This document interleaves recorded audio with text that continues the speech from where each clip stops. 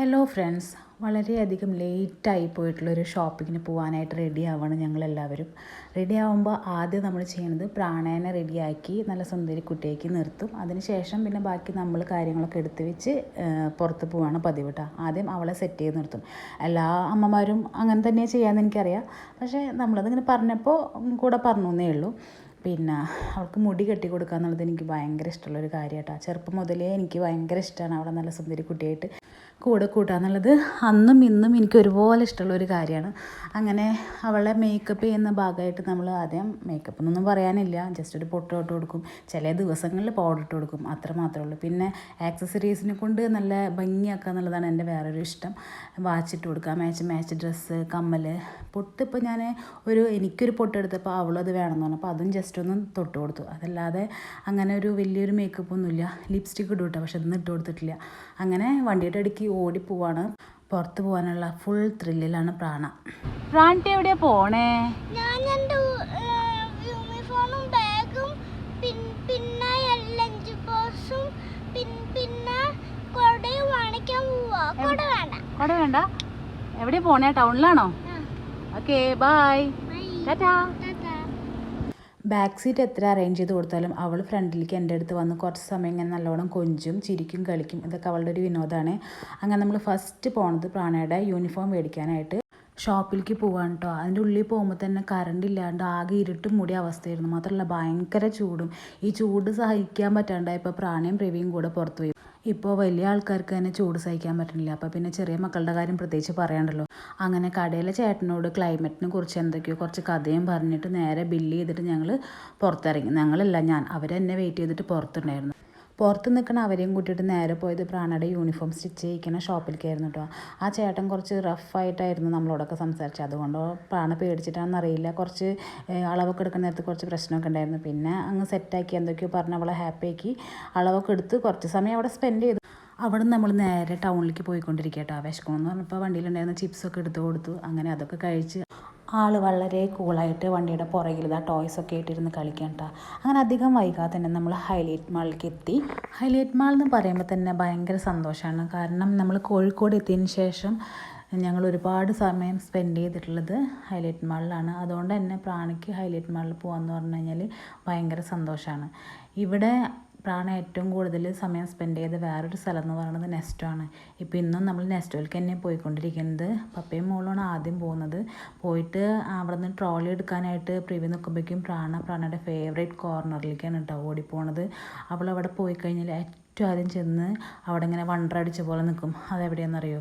വേറെ എവിടെയല്ല, അത് ചോക്ലേറ്റിൻ്റെ സെക്ഷനിലാണ്. ചോക്ലേറ്റ് തിരഞ്ഞ് ഇങ്ങനെ നടക്കും.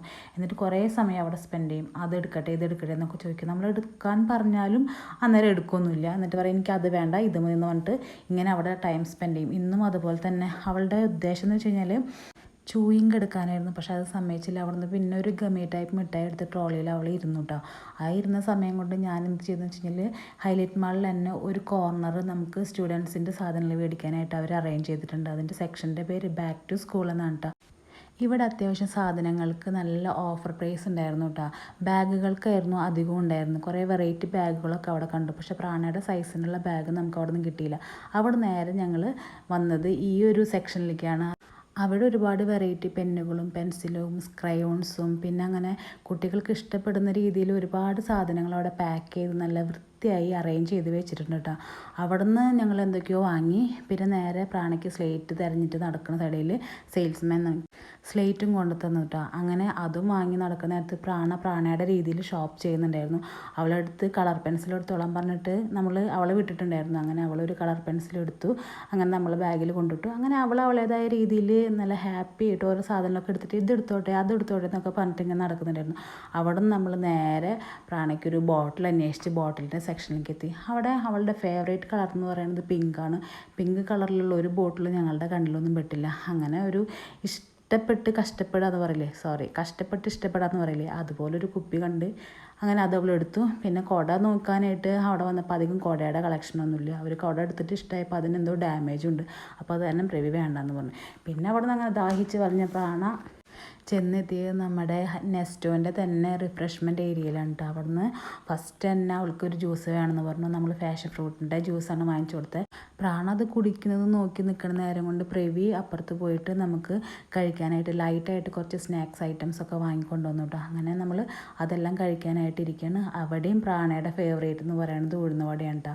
ഉഴുന്നുവട എന്ന് വെച്ച് കഴിഞ്ഞാൽ പ്രാണയ്ക്ക് ജീവനാണ്. പ്രാണ ഓർമ്മ വെച്ച് പിന്നെ കഴിക്കാൻ തുടങ്ങിയത് ഉഴുന്നുവടയാണെന്ന് തോന്നുന്നു. ഇപ്പോഴും നമ്മൾ ട്രാവൽ ചെയ്യുമ്പോൾ അവൾ പറയും എനിക്ക് ഉഴുന്നുവട വേണമെന്നാണ്. പക്ഷേ അതിൽ കുരുമുളക് അവൾക്ക് ഇത്തിരി പ്രശ്നമാണ്. അപ്പോൾ അത് കാരണം കൊണ്ട് തന്നെ നമ്മളത് എപ്പോഴും ക്ലീൻ ചെയ്ത് മാറ്റിയിട്ടൊക്കെയാണ് കൊടുക്കുക. ഞാനൊരു ബണ്ണ് വാങ്ങി അങ്ങനെ അതും കഴിച്ച് നമ്മൾ അവിടെ നിന്ന് ഇറങ്ങാമെന്ന് വിചാരിച്ചു. ബില്ലിങ്ങിൽ അധികം തിരക്കില്ലെങ്കിലും ഞങ്ങൾക്ക് ഫ്രണ്ടിൽ 2 ആൾക്കാർ നിന്നിട്ട് സാധനങ്ങൾ ബില്ലടിക്കണ്ടായിരുന്നു. അതുകൊണ്ട് തന്നെ നമ്മൾ കുറച്ച് സമയം അവിടെ വെയിറ്റ് ചെയ്യേണ്ടി വന്നു. വെയിറ്റ് ചെയ്യുമ്പോഴാണ് ഇവരുടെ കളി. പ്രാണേനായിട്ട് പുറത്ത് പോയി കഴിഞ്ഞാൽ ഫുൾ ടൈം ഹാൻഡിൽ ചെയ്യുക പ്രവ്യ. എനിക്ക് പ്രാണേനെക്കുറിച്ച് ചിന്തിക്കുകയേ വേണ്ട. എന്തെങ്കിലും അവൾ എൻ്റെ അടുത്ത് വന്ന് ചോദിച്ചു കഴിഞ്ഞാൽ ഞാനത് പറയും, അല്ലെങ്കിൽ ചെയ്ത് കൊടുക്കാമെന്നല്ലാതെ വെള്ളത്തിനായാലും അവൾക്ക് ബാത്റൂം പോകാനായാലും ഒക്കെ പ്രിഫർ ചെയ്യുക പ്രവീനെയാണ്. അതുകൊണ്ട് തന്നെ അവൾ ഭയങ്കര കംഫർട്ടാണ് പ്രവീൻ്റെ അടുത്ത്.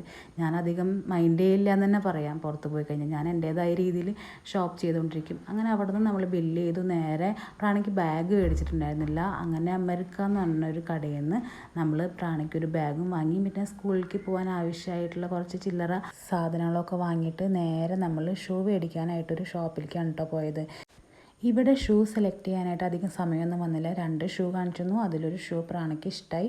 അത് നമ്മൾ വാങ്ങി നേരെ വീട്ടിലേക്ക് പോവാണ്. രാത്രി ഒരുപാട് സമയം വൈകി.